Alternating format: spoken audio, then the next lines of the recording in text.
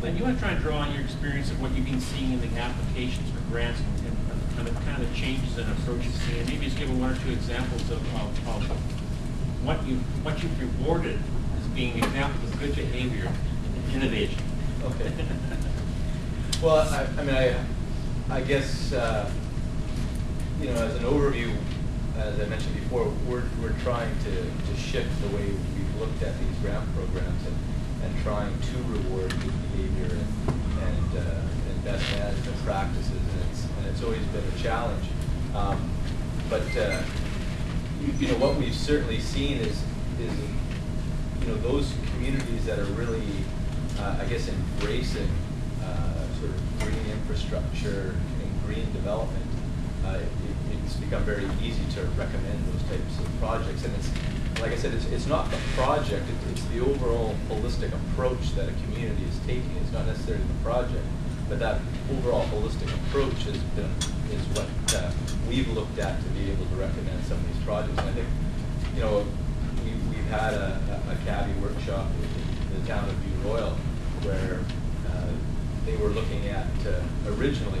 I mean, it started off as you know, a road resurfacing project, and you know, we had some conversations with them, and we asked them to maybe go back and think about what could potentially be a more holistic approach. And what they did, they started looking at it. They did step back.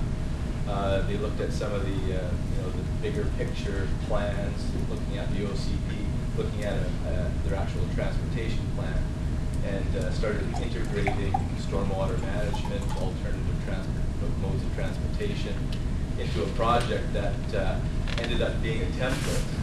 And they've actually developed a template for other local governments if they're interested in doing this type of work as an opportunity to be successful getting grants or getting some senior government funding. You know, we went there and we sort of explained that, well, you set the new standard, and now the expectation is that the next one's a little bit higher. But I think since then there was a community I won't name because I'm not sure if the approval has been announced, but they used their template, raised the bar a little bit, and became successful in going forward with their project. So, you know, things like low impact development standards. You know, the councillor talked about on-site sewage. You know, we've been working with the district of Souk, and they're actually developing a liquid waste management plan for decentralized wastewater. So it really becomes a, you know, a cradle to grave approach on how they're actually, and it becomes a land use planning document.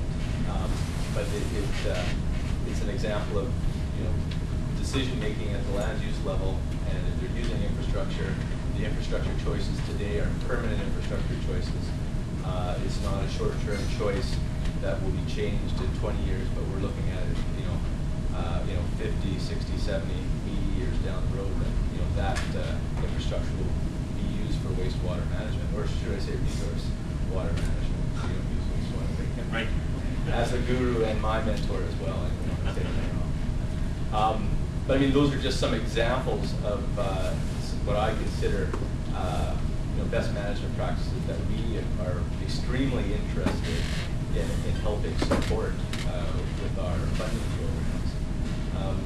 I mean, we're also interested when there are challenges, and you know, I'm interested to hear, you know, when you're trying to do something and you're finding there's a barrier, and if that barrier is provincial legislation, or is it some glitch in the community charter?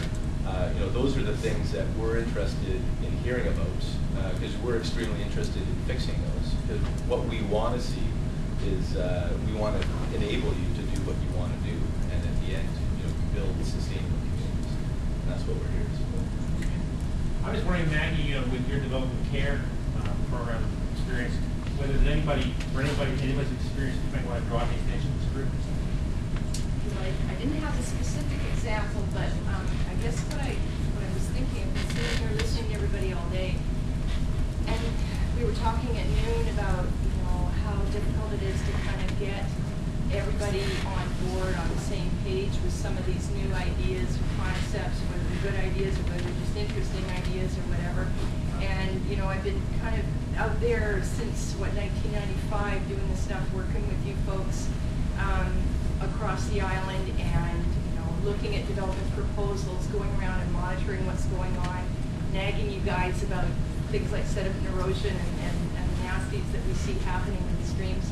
And I have to say that in the last few years, I've really been happy to see a huge shift overall. I think that what we've created is a little bit of a new social norm that's being accepted by the development community overall, and it's really gaining momentum now, because I notice everywhere I go on the island now, I'm seeing evidence of everybody just trying to clean up their act a little bit. Not to say that everybody's perfect, but it's really coming along. Just want to kind of congratulate you guys for all the hard work you've been doing this month. It's a lot of areas. And that's a really key message to transition out as Amy at the time signal, right? Because and that, if I had to make my last soundbite while it's getting organized, so, in terms of what's the difference between British Columbia and Washington State right now, is that we, over the last decade, have taken the educational approach, and we're seeing the payback in terms of changed expectations. It's manifesting stuff on the ground. They're in a crisis mode. That's the basic difference now. Derek, is this 2:45? It's 2:45. Whoa. You want to pick up